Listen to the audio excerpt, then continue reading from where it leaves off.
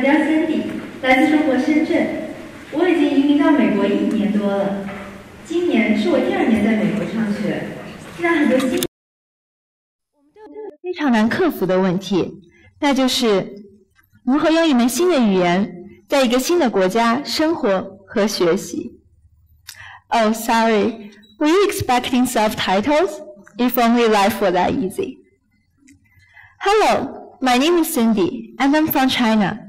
I moved to America 1 year ago. This is my 2nd year of going to school in America.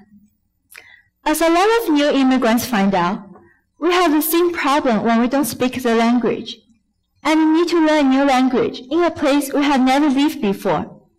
But how does one do this? If you have ever traveled to another country, you know how difficult it can be to communicate in a new language. Say, you're planning a trip to Paris. You want to see the Eiffel Tower, the Mona Lisa, and eat baguette. You prepare for this adventure by learning a few words. Bonjour, merci, and baguette, which is actually the same word in French and English. So that one's easy. My point, though, is that it is all pretty easy, because when you land in Paris, you discover that most people there actually speak English too. According to the British newspaper, The Independent, almost 2 billion people study English as a non-native language. So, as a native English speaker, no matter where you go in the world, chances are you'll meet someone who speaks English too. But wait, you might be thinking, 1.2 billion people speak Mandarin. That's a lot of people. Yes, it is. But the 1.2 people speaking Mandarin all live in China. So it doesn't help someone like me who moves here. And even if you visit a country where no one speaks English, you are only visiting for a few days. You might not have quality conversations with the locals, but you won't starve. You can simply go to a restaurant and point at other people's food. In other words, you will survive. But life should be more than just survival. Actually, when I was in China, I already knew some basic English, like yes, no, school, burger, pizza, thank you, and please are just some words I recognized when people were talking fast. It bothered me a lot, and I was so scared to go to school. However, the summer was over, and I needed to start school. My mom told me it was going to be okay, and I was hoping it was true. But unfortunately, my first day of school in America was horrible. On the first day of school, I brought my backpack to my homeroom because that is what we do in China. One teacher came to me and said a lot of things I didn't understand. However, I understood 2 words. No backpack. I said yes to him, but I still didn't know where to put my backpack. I had no time to figure this out, and the bell rang already. In my first period, we were using Chromebooks, and I had to log in with my school email. At that time, I didn't even know I had a school email. So I used my personal email, and it doesn't work.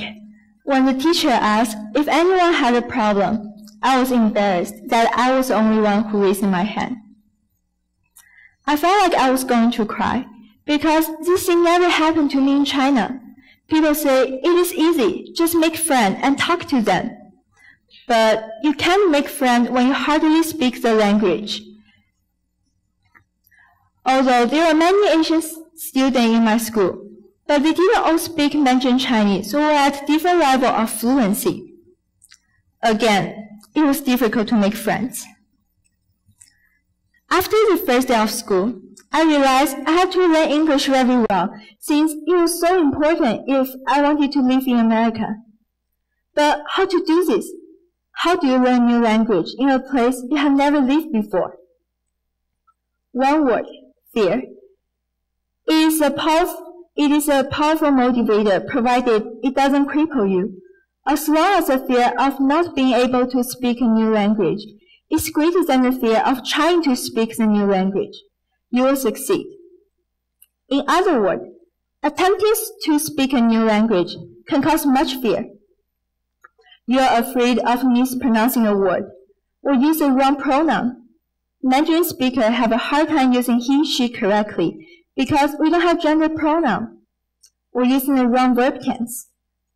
But as long as you harness your other fear, the greater fear of not speaking the language at all, you will succeed. As the saying does, practice makes perfect. Not having a choice is another powerful tool to learning a new language. Being forced to do something can be a strong motivator. Can you think of last time you had to do something? I don't mean tie your shoes or take out the trash. Something more challenging. Were you successful? I'm guessing you were. Think of an action movie where the hero has to dismantle the bomb before the timer comes down. 10, 9, 8. The hero can't decide to not dismantle the bomb or decide to do it later. It will be too late. 7, 6. She must deal with the bomb right now and figure out how to make it stop.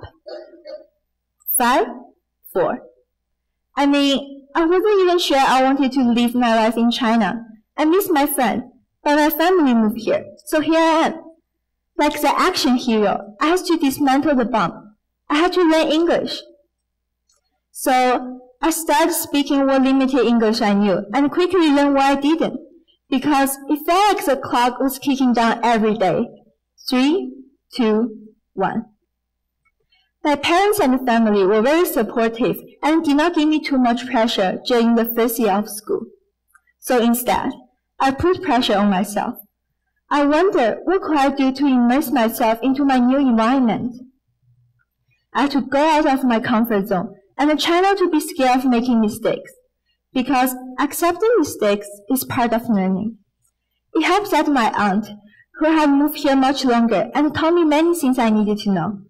She learned very fast because she tried to talk to people all the time. She talked to waiters in a restaurant about where they are from, and she would go into a hotel lobby while all her co-workers were sleeping just to talk to people. I'm not that brave, but I needed to start somewhere. I always loved reading books, so I started to read books like Harry Potter's that I had read in Chinese, but I need to read them in English. It helped because I knew the story and the characters. I also tried to speak English to my 2 cousins who live with me, but the funny thing is, they want to improve their Chinese, and they didn't like correcting my English. I also felt bad that I couldn't participate in the group class, so I knew I had to reach out and join more.